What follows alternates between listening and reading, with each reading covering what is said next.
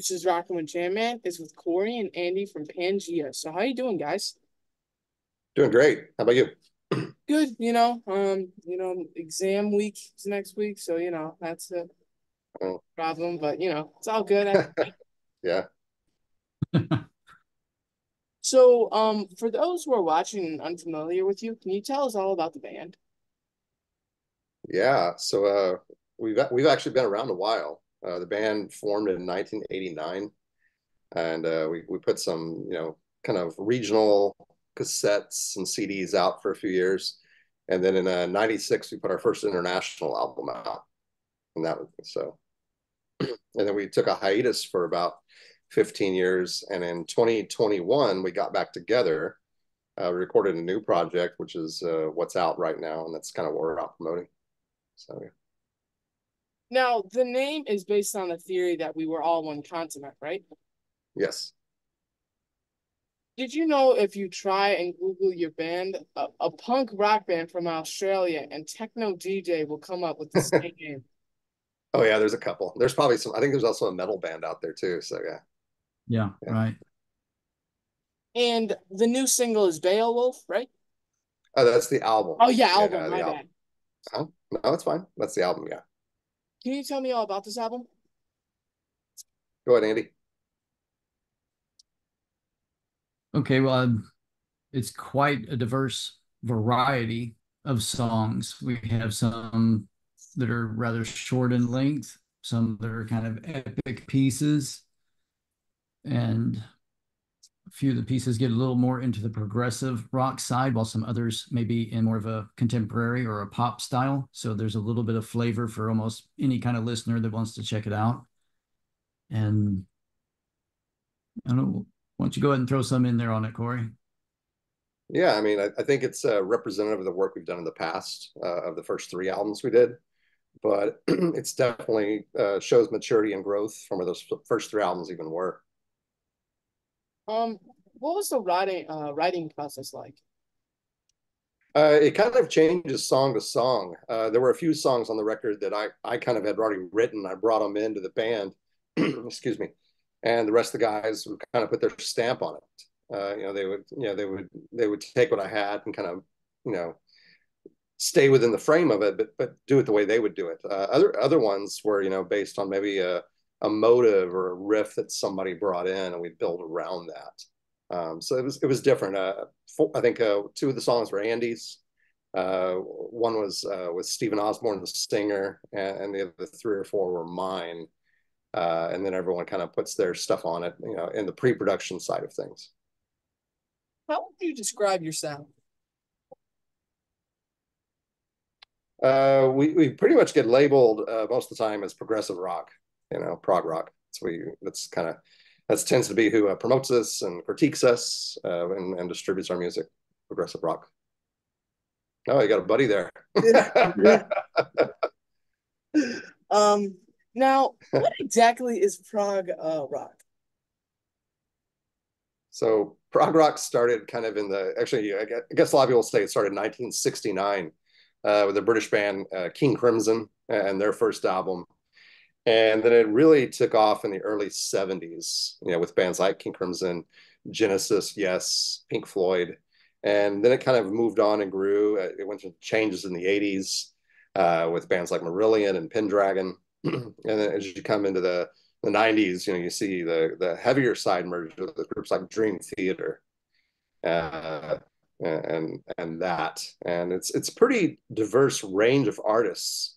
It's kind of music without limits in a lot of ways. It doesn't really fit a box very well. It kind of gives you the freedom to just kind of write the music and play the music you want to do, and not be constrained within a certain specific genre. Like if you're a pop artist or a hip hop artist or country artist, you have to kind of stay within a frame. And I think with progressive rock, you kind of have no limitations where you want to go with your music. Now, do you consider Tool prog rock? Yeah, I think they would be in that time period. Yeah. They are what you come up when you search up prog. That's what they. Yeah. And you guys have your own record label? Yeah. Yeah. We do it ourselves. Yeah, we do everything ourselves. How did that start? When we did the first album in 1996, The Rite of Passage, we recorded it. We had foot the bill, we paid for it, and we decided to distribute that ourselves. So we contacted a pressing company in Canada, and they pressed the CDs. We designed the layouts, and we sent that out to distributors around the States and Europe and other parts of the world that helped us market and sell it. And then we had a label for the second and third album, European labels. We had one in Germany, one in France. And when we got back together this time around, we decided to kind of do it the old way again. So we recorded this album ourselves, did it the way we wanted to, we packaged it, we did everything ourselves, and we're putting it out there, on our own again. Trying to bypass the middleman company, if you like. So. What is it like being in a band as brothers? It's pretty cool. I mean, it's easy because I kind of know where he is all the time. Even we don't live together, but I kind of know where he is. So, but again, and truthfully too, I mean, everyone in this band, it's kind of like brothers. We've known each other so long. I mean, I've known these guys well over half my life. One of them I met in high school, the other ones I met in college. So there's definite brotherhood within this band. Yeah, we're kind of like we're like a big family here. We've been through a lot of highs and lows together musically, so we've done most of our experiences together, recording and live performance. So it's a good strong brotherhood. You guys never fight like most brothers do? Yeah, sometimes. Not that often though. Yeah, it's usually more of a verbal confrontation, maybe. We're Yeah. not like punching each other out in the front yard or anything like that. We Yeah. don't have any interaction like the Davies brothers from the Kinks or anything, no destroying studios or hotel rooms. A little more boring. So you think it will never lead to the same fate as Kinks, Oasis, or the Black Crowes? You don't think that will ever happen? Nah, probably not at this point. Not at this point. Yeah, we know each other pretty well by now, so I think that's all pretty calm. What did you do on your 15-year gap from making music? Go ahead, Andy. That's a good question. We actually individually, each member of the band still stayed involved in music in one way or another. So it was really interesting to kind of, that's in us. So it's something we need to do and we need to express. So, and it was what was kind of cool about it is everybody was on a different path. So Corey is a music professor, so he's teaching composition and music theory, and he's working training other young bands and new upcoming artists like that. And then Daryl Massingale, our guitarist, vocalist, he's out performing a lot during that hiatus. He was playing with many other bands and just keeping his live chops really at the top of his game. Stephen Osborne, our lead vocalist, he actually performs with the Tulsa Opera Company. So he's a very, very educated, very extremely good singer. I mean, he can deliver for something like that, and he does well with that. Myself, I was involved in some side projects. I did another project with our producer Robert Berry. We were doing kind of a R&B soul kind of vibe, and then working with Corey Mon's younger brother doing sort of an electronica kind of vibe. So we've kind of all stayed in something. And Ron Polson, the bass player, he stayed involved in his music, and I think he was even doing some backing parts for touring acts when they would come through his town. So it's really cool how everybody stayed involved. And then when we came back together, we still knew how to play our instruments. So it was really good. Yeah. And you guys have some headlining shows to promote the new album, right? We've played a couple already. Right now, there's nothing in stone, but we are talking to some places and setting some things up. But we're not going to put anything on that until it's Yeah. confirmed 100%. So we've played a couple shows already, but yeah, we're looking forward to more for sure. What was life like for you on the road? For us, life on the road most of the time was actually traveling to studio work. We recorded in Nashville a couple times, San Jose, California with Robert about 5 or 6 times. We've been to lots of studios in Hollywood and LA. So yeah, it's cool. I mean, when you travel like that, you get to see stuff and work and, you know, get away from, the day-to-day stuff you're used to. What's the There's best no crazy stories though, so what's the best venue you guys have ever played? best venue, man. I don't know. I mean, I just think kind of the most recent one we did was the Oklahoma Music Hall of Fame, and that was pretty cool. I mean, the opportunity to play there, and it was the release of the new album Beowulf. And there were a great crowd, very receptive. I mean, you know, because some of those other gigs are 20 years, 25 years in my brain. But I think that was a great venue. It was, smaller venue, very intimate, but it's this historical significance. It's like a museum as well, for Oklahoma music artists, and that was a pretty cool gig for me. So maybe that one. Yeah, we had some good shows at Hard Rock Cafe. We had some of Oh that yeah, that were doing pretty well, and then I think there was that one event that comes up quite often. I think is playing at that Houston Dynamo soccer game oh event yeah, outdoor show. So there's been some good ones. yeah. That was a big one. What's the worst? Worst. I don't remember the name of the place or if it's even still there. It was in a town north of Houston. This is for me anyway. And I remember we drove up there to play this club, and there were some other bands before us, and the room was pretty packed. There were a lot of people there, younger people, like high school students and stuff, and it looked like a great crowd. And we were the last band to go on, and we went on about 11:45, and this place had a curtain on the stage. I will never forget this. We're on stage doing sound check, getting ready. The curtain opens up, and the venue was almost empty. My girlfriend was in a chair. There was the bartender and the sound guy and one other person, and everyone had left. And so we played to like four people in this room. And we asked them after the show, what's going on? They said, oh, this town's got a midnight curfew. Everyone under 18 has to be home. We're like, why would you book a band at 11:45 if there's a midnight curfew? So for me, it was probably that one because they did not tell us that bit of information. So that people that were there all had to get home. So probably for me, it was that one. What is on your writer? Oh, on the rider, Yes. it's pretty basic stuff. I helped design it with a sound engineer, and a lot of it is focused on the technical side. To be sure we have the right sound equipment. There's nothing crazy. We don't ask for like steaks, lobsters, or M&Ms with no brown ones, or rose petals in the toilet or anything of that nature. It's pretty straightforward. Maybe some light snacks in the water, stuff like that. Yeah, most of it has to do with kind of the technical side of the show. Oh, How, and also like insurance and stuff to be sure that you can't be sued by a promoter or venue if something goes wrong at the show. That's in there too. There's pages of that stuff, the legal side of things. So you always want that in there. ever have a crazy interaction with a fan? Hmm. Hmm. Yeah, there were a couple. We were playing a show in the 90s at this place called the Yucatan. And the Yucatans were all over the country at the time. And I remember I was on stage playing guitar, and there was this girl in front of me, and she like motioned me. And when I bent over I thought she was going to say something.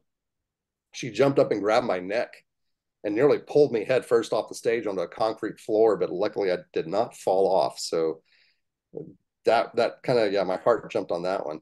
So for me, that would be that one. Yeah, and we were playing an outdoor show one time. We had a drunk guy find his way somehow to the lead singer's microphone and just Yeah, started yelling at the crowd, yeah, in the mic. Yeah, It was kind of unexpected. He was escorted off pretty yeah, quickly, but yeah, that was an interesting interaction.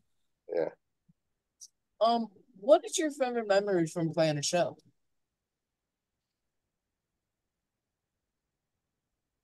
I think just in general, if the crowd enjoys the show, because when we play, I enjoy it, and I think that's what it's all about. If the artist on stage is enjoying and having fun, and it's a sincere show, and the audience is connecting to it, and they're having fun, For me, it's that positive reaction. It really is. I mean, because I've played shows, where people leave as you're playing, or people, you see them all back at the bar, things of that nature. But I think when the crowd is focused and the band's enjoying it, the audience enjoys it. That chemistry to me is the best part. Yeah, I would Um, agree with that. Yeah, you kind of you feed off of each other with that Yeah, energy. It just continues to build, and that makes it a good show. yeah. what is your worst memory from playing a show? Hmm. I mean, occasionally you play a show where maybe the sound on stage isn't what it was in sound check. That's happened before, where the sound check is great, and suddenly you're in the middle of the concert, you're about 4 or 5 songs into it, and I actually played a show one time. I'm the keyboardist in the band. I'm back at the back behind the bassist and near the drummer, and the entire concert I could not hear anything on the keyboards. So I was just having to watch my fingers to be sure I was in the right spot, because I could not hear what I was doing whatsoever. So for me, that would be the worst experience on stage, is when you just can't hear yourself. How do my followers follow you? They could go to our website. You want to put that in the chat? They could go there. Let's see. That's our official website right there, the Pangaea.band. And we also have a Facebook page. And if you go there, you can connect to the Facebook page. But that's the official website. And that's where we sell our merchandise. That's where all of our news updates are, stories, the history of the band. There's a page of music. There's a page of videos. There's another page. There's all the streaming links on there. So it's pretty comprehensive. But that would be the best way. That and the Facebook page. Any cool merch? Well, yeah. So with the music, the way we've been selling it, it kind of depends. You have to be pretty diverse with your music, I think, because different people want it different ways. So right now we're selling the first 3 albums and the new one in CD format, in a digital download format, and also on these USB cards. So it's kind of in between the two. And it's all on the site. The different prices. You can actually order 1 album. You can order the bundle of 4. The downloads are a little cheaper than the CDs, and we're going to be pressing vinyl pretty soon as well. Then, of course, there's T-shirts and posters and things like that too on the site as well. So Oh, you gotta hook up your boy with some fresh gear, man. Come on now. Come yeah, we'll see what we can do. Yeah, on. we will. Fun question time. You're on death row and it's time for your final meal. What is on the menu? For me, it would be a German dish called Sauerbraten. It's one of my favorite meals. So Sauerbraten. Yeah, I'm kind of a country kid from Texas, so I'd probably have to take some chicken and dumplings or something like that. I What embrace would, my cowboy. damn man, what would yours be? Um, mine probably that would be maybe some pizza chicken wings, maybe some Yeah, mozzarella sticks, cool. something like that. Yeah. Yeah, gotta be something you enjoy. Yeah, well, maybe a Philly cheesesteak. I like those a lot too. Okay, there you There you go. If you could have any superpower, what would you choose? go. Wow. I would go with a healing power. Let's see. I'd want to be able to like climb up any kind of wall or face, so when the zombie apocalypse finally comes, I can always get away from those guys. Just, So yeah, it would be that. Yeah. just like Spider-Man powers? Yeah, kind of just like any kind of face of a wall, right? Brick wall, concrete, carpet, anything. And that way I get away from those zombies when they come. Probably that. Man, you're such Yeah. a better answer than I am. That's awesome. I need to put some more thought into that. you already had your choice. So Yeah, yeah. I blew it. You had your decision. You made your decision. Yes, I'm stuck with it. Let's say you can choose any song ever written by any band, and you can change that song to where you're the one who wrote it. It's your song. What song would it be and why? For me, I have 2. Can I give it 2 or just one? Um, Just one good song. Yeah, one good song. Okay. Let It Be by the Beatles. It's my favorite song of all time. It's a perfectly written song. The melody, the words. So definitely that. Let It Be by the Beatles. Man, that sucks. The one that popped in my head was Yesterday by the Beatles. I don't know. There you go. Well, you Just can't go wrong jumped. with the Beatles. Yeah, right. All right. Well, thank you for being on my show. It's been a pleasure. Thank you so much, guys. Thank you. Yeah. Well, thanks, Jam, man. Hey, send us your email if you would, and we Okay. can reach out to you and maybe get you something. Okay. All right. Thank you so much, guys. You guys have a good one. All right. You Thanks, too. you too. Thank you. Take care. Bye. Bye.